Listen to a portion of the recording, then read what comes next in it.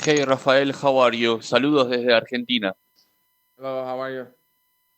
Fine, thank you. So, how do you feel after all the things that happened with the new rival and stuff? Yeah, it's been a crazy camp for me. For the first time in my whole life, I passed through that, and I had to pull out due COVID in Brazil, and we reschedule for this Saturday. But like last Sunday, we got a call that Islam was out due some infection. But I'm glad Paul Felder jumped in, and we're gonna put on a great show for the fans. And how do you feel coming back to lightweight and facing COVID? How do you feel physically, and what can you tell us about that? Sorry, can you say it again, please? How do you feel coming back to lightweight after having COVID and and after all that happened? How do you feel physically? How are you? I feel great. When I got the COVID, I didn't it didn't affect my lungs. I was just with some headaches and a lot of body pain, but not to do with my lungs, which was good. Like 10 days, 2 weeks late after I got COVID, I was training normal and I didn't feel anything. I just felt like a lot of body pain and headaches. But yeah, coming back to lightweight, it's been so far. It's been a very good cut. My body responding really well. I start my cut like my dieting 8 months ago, so it's been a long process. I've been putting a lot of work throughout those months, and can't wait for Saturday night. Your strategy to fight Paul Felder is different from the one you had to face Islam Makachev. Definitely. Paul Felder is a orthodox striker, and Makachev was a southpaw wrestler. He changed completely to me. I've been sparring with southpaws for the past 2 months, and now I'm facing a striker, orthodox. And but uh, I got so much experience, and for me, it's just like I had to do a little adjustments, and I'm glad Paul Felder jumped in, and we got to save the show.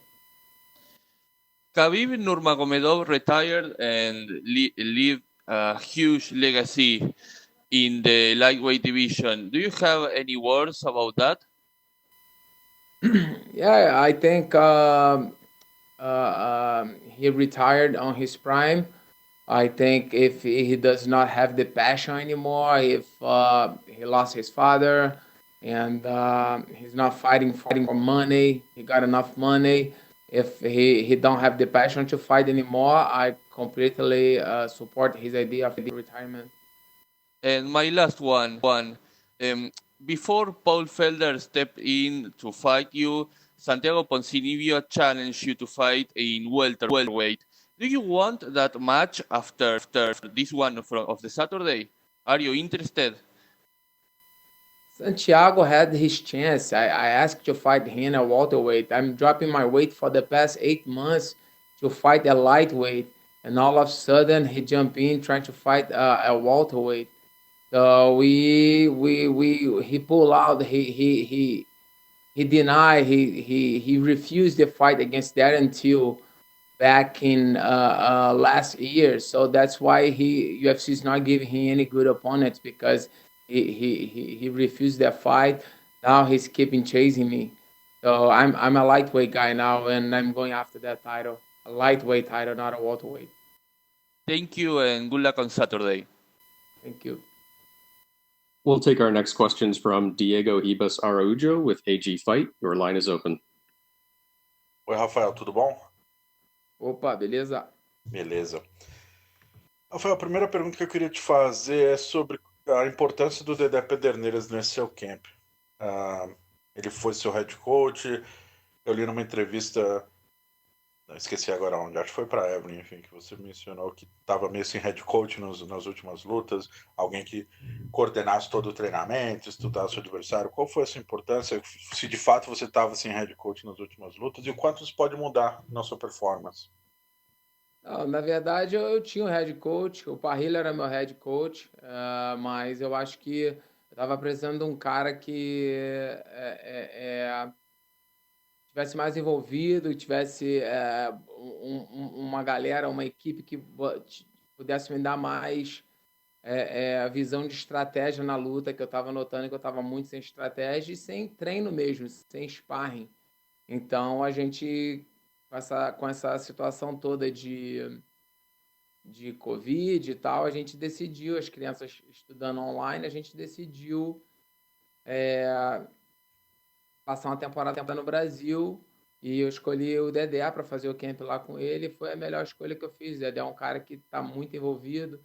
Eu não preciso ficar dando feedback para treinador do Muay Thai, para treinador físico, para médico. Então ele é um cara que fica super envolvido e, e agiliza tudo. Ele que planeja tudo ali, qualquer coisa, é tudo com ele. Então, tirou um grande peso das minhas costas, que eu estava meio que comandando meu camp também por muitos anos. Então, eu acho que isso não é legal. Dedé é um cara que envolvido, entende muito de luta, estratégia, corte de peso também. E eu acho que tirei um grande peso dos meus ombros. E você pretende treinar mais vezes no Brasil? Tem algo que você sentiu lá que te fazia falta, que você percebeu agora que você não tem nos Estados Unidos? Com certeza, eu planejo voltar, fazer os outros camps lá. Eu acho que ver onde eu cheguei e ver a galera ali batalhando para chegar num evento melhor, eu me vi naqueles garotos ali também, né? Então, foi bom também para você dar valor ao que você tem na vida. Então, foi não bom só fisicamente, na parte de luta, mas na parte pessoal também. Então, foi muito importante para mim essa estadia no Brasil. E para suas próximas lutas, vamos supor que você vai, se você fizer o camp no Brasil, vai ser na União, vai contar com o Dedé. Se for nos Estados Unidos, como você pretende suprir essa falta de alguém que tire esse peso das suas costas, como você mencionou? Cara, nos Estados Unidos eu vou fazer uma manutenção. Eu não vivo em camp, né? É uma manutenção. Eu vou continuar fazendo minha parte física, meus treinamentos.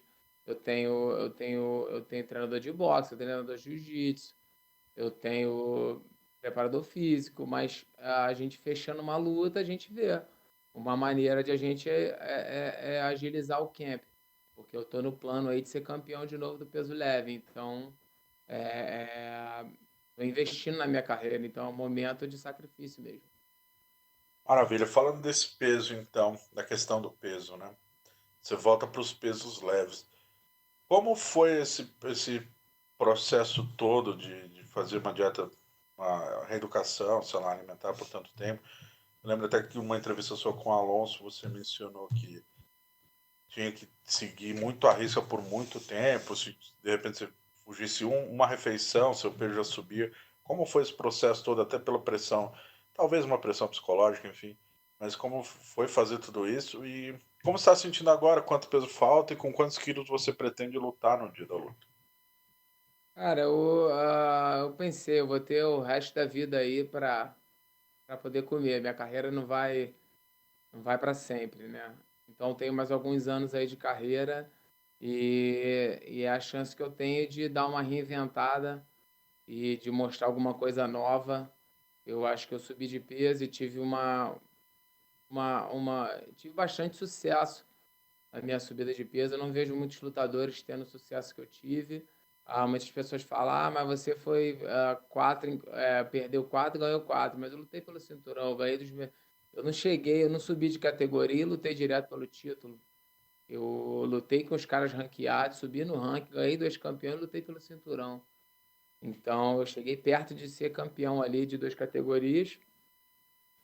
Mas agora, nesses últimos 7, 8 meses aí, eu tenho seguido um programa de treinamento, de dieta muito forte. e consegui reduzir meu peso assim do dia a dia em 8 a 10 quilos. Então, o peso está bom, o corpo está respondendo ao corte de peso e, e agora é só focar aí e tirar o restinho do peso para amanhã. Mas e você pretende lutar com quantos quilos no sábado? Cara, eu tô mais ou menos na forma que eu tava contra quando eu lutei com o Anthony Pettis. Eu lembro que naquela luta eu pesei 78 quilos e meio, assim, no dia da luta. Maravilha, então. Para terminar, esse processo de encontrar um novo adversário, né? Caiu uma luta em cima da hora. Quão difícil foi? Quantos dias você soube antes da notícia se tornar pública? Quantos dias você já sabia? Quantos adversários foram, né, chegaram a ser negociados, né? E queria que você falasse um pouquinho desse desafio para o Michael Chandler. Se agora já criou-se uma rivalidade, pode ser resolvido no futuro. Cara, o meu empresário, Giovanni Biscardi, me ligou no domingo falando que o cara saiu da luta, que o Xaxabo ligou para ele. E até então o Xaxabo tinha falado que ia tentar arrumar um adversário. E, eu comecei a pensar e, e o Michael Chandler é um cara que estava no peso para lutar esses dias aí. E tá sempre postando foto, vídeo em forma, malhando. Eu achei que poderia ser. E, mas não rolou, não aconteceu. Ele falou que tem outros planos. E eu acho que. E aí o Giovanni foi. No outro dia já veio logo com o nome do Paul Felder. E a gente nunca imaginou que eles iriam vir com esse nome. A gente tava pensando em outros nomes, de repente até um peso casado, porque de repente pela proximidade da luta as pessoas não conseguiram bater o peso, mas aí o Paul Felder entrou, então foi melhor. Foi uma benção, na verdade. Entrou um cara melhor ranqueado. E, e é isso. Sábado, vai ter luta boa aí. Vamos botar um show aí pra galera. Maravilha. Obrigadão, Rafael. Nada, valeu. We'll go next to Mike Bond with USA Today. Your line is open. Hey, Rafael. Apologies if I'm going to make you repeat anything you just said in Portuguese there, but I'm just curious, we're about 22 hours away from the weigh-in scale opening. I know the hard part is probably still to come, but are you surprised how good you feel right now, going back to lightweight for the first time in about 4 years? Oh, yeah, man. I feel pretty much in the same shape that I was when I fought Anthony Pettis. My body is responding really well. Um, yeah, so every goal that we put during the training, during the cuts, my body is being like I've been cutting more weight than the plan. Like my body is responding really well. And yeah, like you said, the hardest part still to come, but we feel pretty confident, and the weight will come off easily. Why did you ultimately decide to do this? Because I feel like over the past few years, and including when I talked to you a few months ago, you said, lightweight, not really too much going to be in my future again. Maybe for like a Conor McGregor fight or like a title fight, I'd go back down. But generally speaking, I don't know if I want to put my body through that again. So why did you decide to make this move? Yeah, my goal is to be a world champion, like I was once again, and man, in life we have to make sacrifices. I think at welterweight, I had a good run. I fought for the title, but I think I'm not too big for welterweight. That gap, the 15 pounds gap, is such a big gap.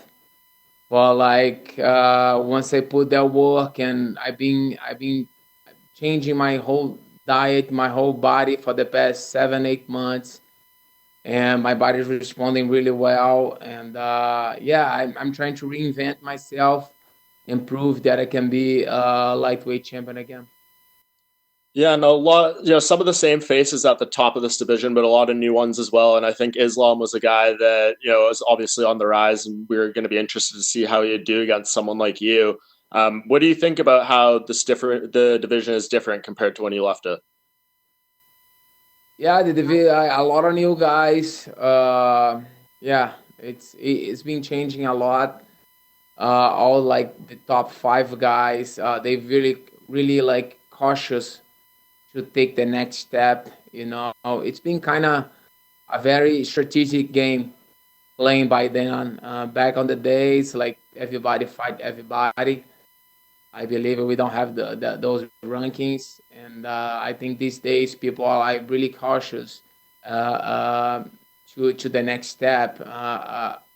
Nobody want to take any fight because they want to wait for someone else to take the fight, to wait for someone else results, and I think that it slowed down the division a lot.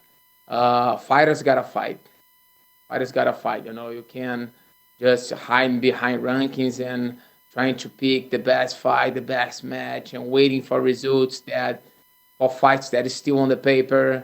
And yeah, man, fighters gotta go there and fight. Yeah, and that's kind of what helped you make your run towards the title the first time around, being so active. I'm curious though what you think of this fight with Paul Felder now. Do you like this matchup better than Islam? Because we commend you for taking all these fights against wrestlers and guys that are trying to take you down, but it seems like Paul's going to be the first guy you've faced in a while whose first strategy is to stand with you. Yeah, I was training for a softball wrestler, and Paul Felder jump in. Yeah, I met him and I think he's a really cool guy. It was really good for him for us. Now we saved the show by him stepping in on a 5 days notice. But he's a striker, orthodox, and it changed for me a little bit. But I'm pretty sure we're gonna put on a great show for the fans. Great, thanks, Rafael. We'll go next to Louise Green with MMA Crazy. Your line is open. Hi, you obviously said previously there about the decision to move back down to lightweight. But I'm curious because you expressed an interest before in, getting a fight rebooked with Conor. Are you hoping that that could still be a possibility down the line if you get back into the win column on Saturday? Uh, I just want to clarify. Conor McGregor is not my goal. I don't want to like. I'm not fighting. I'm not. I'm dropping back to lightweight division to fight Conor. It's not my goal. I want fight for the belt. Whoever has the belt, I'll fight. Well, like Khabib leaving the division, I think we'll leave the division wide open.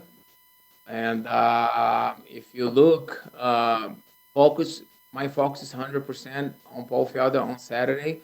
But like you said, being back at the wing column, I think if you look to these top five guys, if you look at Ferguson, Gagey, and Poirier, they all interim, the former interim champions. The only two guys that was for former champions was me and Connor.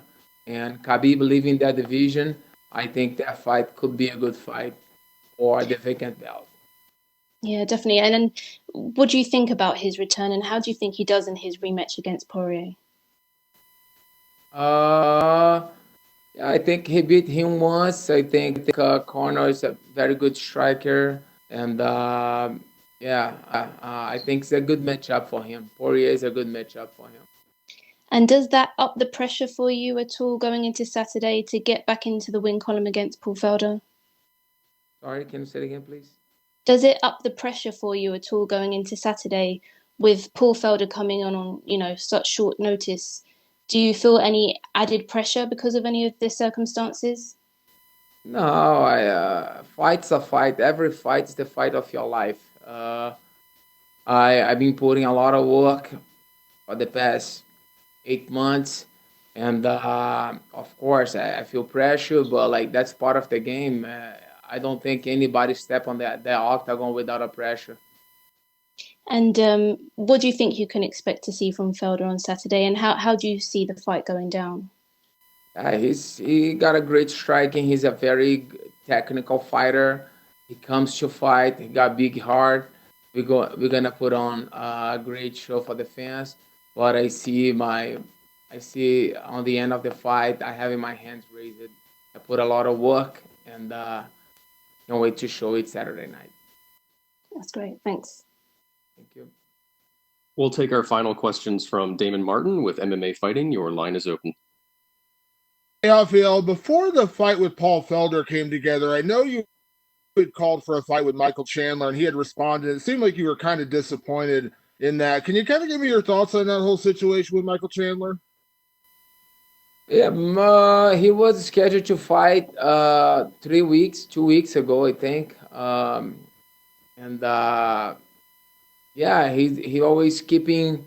When I got the news that Islam got infection, he's not gonna be able to fight. I thought about Michael because he always posting pictures, videos, training in shape. He just signed with UFC. He didn't fought, and I guess like I thought maybe he wants to fight. But like I say, these guys they always want to pick fights that can boost them, that playing very strategic. And yeah, but he said he got other plans, but I respect that. That's it. I think different. I think fighters gotta fight, and if you're in shape, you're training. If you're always posting videos with nice quotes like I'm ready for anything. So you should take fights, but people are different. With that being said, when Islam fell out, obviously it sounded like you were ready to fight no matter who it was, but were you happy, when you got the call about Paul Felder? I mean, considering where he's at in the division, his record, I mean, I don't know that you could have asked for a better fight on 5 days notice, right? Oh yeah, that was a great that was a great replacement. We could ask for better. That fight, UFC put that name on the table back in August, but it didn't come. Didn't work. Didn't work the fight. I think my weight wasn't on point yet. We couldn't figure out a date. But like yeah, Paul Felder on a 5 days notice. He's a guy that comes to fight. It's a more exciting match, I think, for all of us, for the fans as well. We're gonna put on a great show Saturday night. And last question for me. I know you had a lot of respect for Islam, and you you kind of talked about the rankings and the problem with the rankings. But in a way, do you feel like this is actually a bigger fight, considering where Paul is in the division? And you mentioned his experience, beating guys like Edson Barbosa and some of the guys he's faced. Do you feel like this is actually a bigger fight and a better way to kind of reintroduce yourself to the lightweight division? Yeah, I believe so. He's a guy that comes to fight. He's not a type of fighter that they're gonna go there and try to steal the fight and do those cage game and put me against the wall, stuff like that.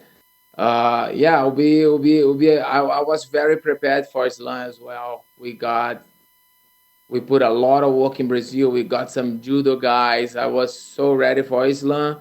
But yeah, Paul Felder jumping in on a 5 days notice. Like I said, better ranking. Yeah, it could boost me. A win over Paul Felder will give me a huge boost compared to Islam.